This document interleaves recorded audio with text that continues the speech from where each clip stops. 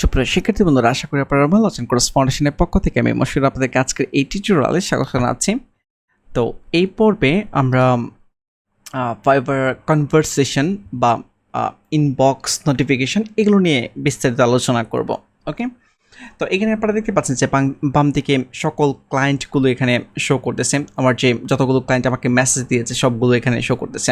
ওকে, তারপর এখানে আপনারা ফিল্টার করে নিয়ে আসতে পারেন যে অল কনভারসেশন বা আনরিড, যেগুলো মেসেজ কোন মেসেজগুলো এখনও রিড করা হয় নাই, কোনো ইম্পর্ট্যান্ট মেসেজ যদি থাকে আমি যদি স্টার দিয়ে রাখি, যেটা মানে বোঝাবে যে ইম্পর্ট্যান্ট, তো ওরকম ফিল্টার করে শো করাবে। আর্কাইভ, স্পাম বা কাস্টম অফার এগুলো ফিল্টার করে আপনি বিভিন্ন মেসেজ শো করাতে পারবেন। এখানে সার্চও করতে পারবেন, আপনি ক্লায়েন্টের নাম দিয়ে আপনি সার্চ করতে পারবেন। ওকে, যাই হোক, আশা করি আপনারা বুঝতে পেরেছেন। এবং ক্লিক করলে এগুলো চেঞ্জ হয়ে যাচ্ছে, ঠিক আছে, একটা পর একটা চেঞ্জ হচ্ছে, দেখতেই পাচ্ছেন। ওকে, তারপর এখানে যে কোনো একজন মেসেজ যখন রিপ্লাই দিবে, একদম ফার্স্ট টাইম এখানে নর্মালি যে এরকমভাবে রিপ্লাই দিবে, যেমন এই ক্লায়েন্ট আমাকে একটু আগে রিপ্লাই দিয়েছে, একটু আগে না, 6:33 AM।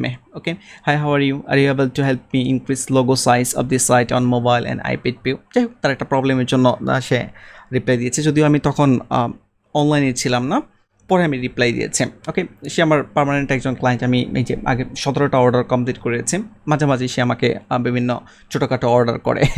যাই হোক, তো এখন আপনি এখানে রিপ্লাই করতে পারেন যে কোনো একজন নর্মাল কনভারসেশন, যখনই কোনো একজন ক্লায়েন্ট আপনাকে মেসেজ করবে, ট্রাই করবেন ফার্স্ট রেসপন্স করার জন্য, এবং যেটা বলছে ওটা ভালো করে বোঝার ট্রাই করবেন, ঠিক আছে, বুঝে দেন হচ্ছে তাকে রিপ্লাই দিবেন। ওকে, আর মেসেজে এখানে যখন লিখবেন অবশ্যই আপনারা এখানে গ্রামারলি এটি অ্যাড ইউজ করতে পারেন। আমি আপনাদেরকে একটু দেখিয়ে দিই, google.com এ যাচ্ছি, দেন হচ্ছে গ্রামারলি। ওকে, এই সফটওয়্যারটি আপনারা ইনস্টল করে নেবেন, এবং মোজিলা ফায়ারফক্স বা গুগল ক্রোম আপনি যেই ব্রাউজার ইউজ করেন না কেন, অ্যাড অন রয়েছে। কীভাবে কাজ করে, যে অ্যাড টু ফায়ারফক্স, যেহেতু আমি ফায়ারফক্স ইউজ করতেছি, আপনি যখন লিখবেন তখন এই যে এরকম যদি কোনো ভুল থাকে এরকম শো করবে। আপনি যদি মাউস নিয়ে যান তখন এই যে মাইসেসের পরিবর্তে মি হবে, ক্লিক করলেই সলভ হয়ে যাবে, ঠিক আছে। এই যে উডেবের পরিবর্তে হ্যাড ইউজ করতে হবে, ভেরি ভিগের পরিবর্তে হিউজ ইউজ করতে হবে। যাই হোক, আশা করি আপনারা বুঝতে পেরেছেন। এটা ফায়ারফক্সে অ্যাড করলে আপনি যখন কোনো কিছু লিখবেন তখন এখানে অটোমেটিকলি সেটা কাজ করবে। ওকে, এটা আপনাদেরকে হেল্প করবে যে গ্রামার টামার যেন ভুল না হয়, কারণ আপনি যদি গ্রামার ভুল করেন সেই মেসেজটি দেখে ক্লায়েন্ট হয়তো বা মানে ভালো ফিল নাও করতে পারে বা কাজ নাও দিতে পারে। বাট এখানে বেশি ইম্পর্টেন্ট যেটা, যে আপনি যখনই কোনো ক্লায়েন্টকে মেসেজ করবেন, যদি আপনি একটু সুন্দর করে বুঝাইতে পারেন, গ্রামারটা খুব বেশি যদি খারাপ না হয় তাহলেও কোনো সমস্যা নেই, মানে আপনি কাজ পাওয়ার সম্ভাবনা থাকবে, ঠিক আছে। কারণ ইন্টারন্যাশনাল ক্লায়েন্টরাও জানে যে আমরা কিন্তু আমাদের মাদার ল্যাঙ্গুয়েজ কিন্তু ইংলিশ না, ঠিক না। সেক্ষেত্রে আপনি যদি কোনোভাবে একটু সুন্দর করে বোঝাতে পারেন তাহলেই কাজ পাওয়ার সম্ভাবনা থাকবে। ওকে, তো এখান থেকে বিভিন্ন ইমোজি ইউজ করতে পারবেন, আপনারা যদি ইন্টারেস্টেড থাকেন এখান থেকে ইউজ করতে পারেন। এখানে অনেক সুন্দর সুন্দর ইমোজি রয়েছে। যাই হোক, তারপর এই জায়গায় একটি সুন্দর ফিচার রয়েছে যে ইউজ এ কুইক রেসপন্স। এটা হচ্ছে যে কোনো এমন অনেক ক্লায়েন্ট থাকে, যেমন আমি যেহেতু ওয়েব ডিজাইন এবং ওয়ার্ডপ্রেস নিয়ে কাজ করি, সেক্ষেত্রে ওয়েব ডিজাইন ডেভেলপমেন্ট এগুলো নিয়ে যখন কাজ করি, ক্লায়েন্টরা অনেক সময় পোর্টফোলিও চাই, যে তুমি তোমার পোর্টফোলিও স্যাম্পল দেখাও বা বিভিন্ন ওয়েবসাইট দেখাও। তো এগুলো অনেক ক্লায়েন্টই বলে থাকেন। তো বারবার লেখাটা আসলে বিরক্তিকর বা সময় নষ্ট হবে, ঠিক না। সেক্ষেত্রে আপনি এখানে কুইক রেসপন্স অ্যাড করতে পারেন। কীভাবে, যে create a new quick response, আপনি এখানে ক্লিক করতে পারেন। ক্লিক করে নাম দিবেন, যেমন আমার এখানে যে পোর্টফোলিও লিখে আমি একটা সেট করেছি। ক্লিক করলে এইটার ভিতরে আপনি যা লিখবেন সেটা অ্যাড হয়ে যাবে। ওকে, যাই হোক, এখানে আবার টিপ দেওয়া রয়েছে, type username to automatically. যদি আপনি এই সেকেন্ড ব্র্যাকেট ইউজার নেম এটা যদি রাখেন তাহলে অটোমেটিক ক্লায়েন্টের যে ইউজার নেম ওটা সেট হয়ে যাবে, ঠিক আছে। ওকে, এই যে হাই ইউজার নেম, এখানে এই ইউজার নেমের পরিবর্তে ক্লায়েন্ট যেই ক্লায়েন্ট আপনাকে মেসেজ দেবে তার ইউজার নেম অটোমেটিকলি এখানে সেট হয়ে যাবে। ওকে, তো আপনি যদি ইন্টারেস্টেড থাকেন এরকম ফিল্টার ইউজ করতে পারেন। ফর এক্সাম্পল আমি যদি দেখাই আপনাদেরকে, সেভ করতে হবে। এই যে এখানে ক্লিক করে আপনি যখন ক্রিয়েট করবেন, লেখার পর সেভ করতে হবে। আপনি এখানে 2500 কী বলে এটাকে লেটার লিখতে পারবেন, আর হচ্ছে এই জায়গায় হচ্ছে 30। যাও, ক্যান্সেলে ক্লিক করতেছি। তো আমি আপনাদেরকে একটা দেখাচ্ছি, যে মনে করেন যে কখনোই যদি কোনো ক্লায়েন্ট আমাকে পোর্টফোলিও দেখাচ্ছে, তখন আমি জাস্ট সিম্পলি এখানে পোর্টফোলিওতে ক্লিক করেছি। Hello, thank you for your message.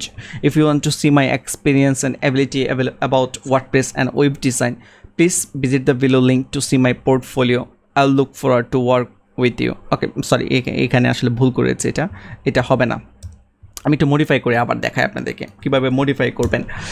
Simply এখানে ক্লিক করতেছি, ক্লিক করার পর দেন হচ্ছে এই যে পোর্টফোলিও আপনি ডিলিটও করতে পারবেন, ডুপ্লিকেটও করতে পারবেন, অথবা এই যে এখানে ক্লিক করে এডিট করতে পারবেন। যেমন আমি একটা লাইন এখানে 2বার লিখে ফেলেছি, ঠিক আছে, যদিও আমি একটু আগে এটা মডিফাই করেছি, বাট এটা ডিলিট করতে আমার মনে ছিল না। যাই হোক আমি সেভ করতেছি, সেভ করার পর এখন ক্লিক করতেছি, দেন হচ্ছে কোথায় যেন ছিল পোর্টফোলিও, এই যে এখানে চলে আসছে। ওকে, তো এভাবে এখন যদি আমি সেন্ডে ক্লিক করি তাহলে কিন্তু সেন্ড হয়ে যাবে। যাই হোক আমি আর সেন্ড করতেছি না, আশা করি আপনারা বুঝতে পেরেছেন। তারপর ক্রিয়েট অ্যান অফার, তো এই অপশনটা হচ্ছে আমি আমার একটি গিগে যাচ্ছে, যে কোনো একটি গিগে যাচ্ছি। ওকে, দেন হচ্ছে কোন গিগে যাব, ফর এক্সাম্পল এটাতেই যাচ্ছি। ওকে, তো এখানে দেখা যাচ্ছে একটি গিগ রয়েছে, এই জায়গায় আমি মনে করেন যে $25, $35 এবং $50 প্যাকেজ রেখেছি। ওকে, তো এখন কোনো একজন ক্লায়েন্ট মনে করেন যে বলতেছে যে তার 5 পেজের একটি ওয়েবসাইট ডিজাইন দরকার, মানে 5 পেজের ওয়েব পেজ সে ডিজাইন করতে যাচ্ছে। এখন মনে করেন যে সে এই গিগ দেখে আমার কাছে মেসেজ আসছে। ও আরেকটা ব্যাপার বলে ভুলে গিয়েছিলাম আমি, যখনই কোনো ক্লায়েন্ট আপনাকে মেসেজ করবে, সে আমি যদি একদম নিচে যাই, উপরের দিকে যাই,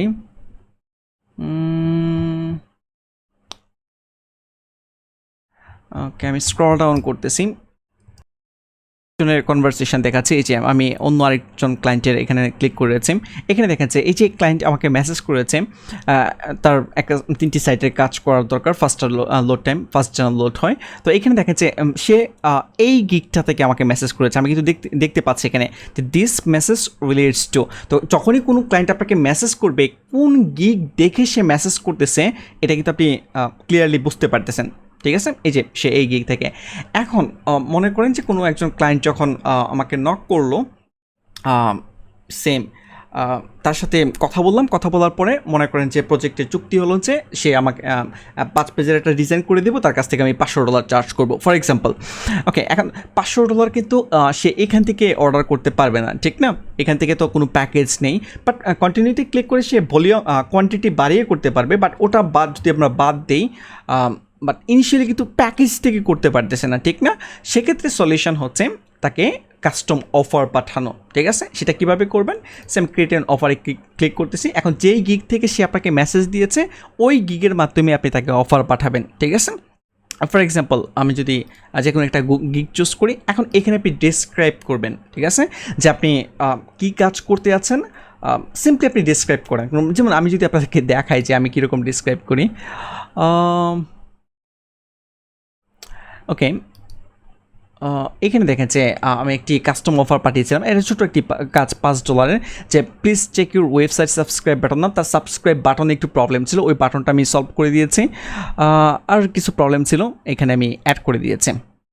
ওকে, তো যখনই আমি অফারটা পাঠিয়ে দিয়েছি, এই যে অফার অ্যাকসেপ্টেড লেখা শো করতেছে। তো অফার নর্মালি এখানে লেখা থাকবে যে উইথড্র অফার, আপনি যখন প্রথম সেন্ড করবেন, ঠিক আছে, উইথড্র অফারে যদি আপনি ক্লিক করেন তখন এটা উইথড্র হয়ে যাবে, ক্লায়েন্টরা অর্ডার করতে পারবে না। আর যদি অফার অ্যাকসেপ্টেড আপনি সেন্ড করার পর যদি দেখেন যে অফার অ্যাকসেপ্টেড লেখা আসছে, তার মানে হচ্ছে আপনার অর্ডার রানিং হয়ে গেছে, আপনি এটা নোটিফিকেশান এখানে পাবেন। যাই হোক আমি যেটা দেখাতে যাচ্ছিলাম, আমি আবারও ক্রিয়েট অ্যান অফারে ক্লিক করতেছি।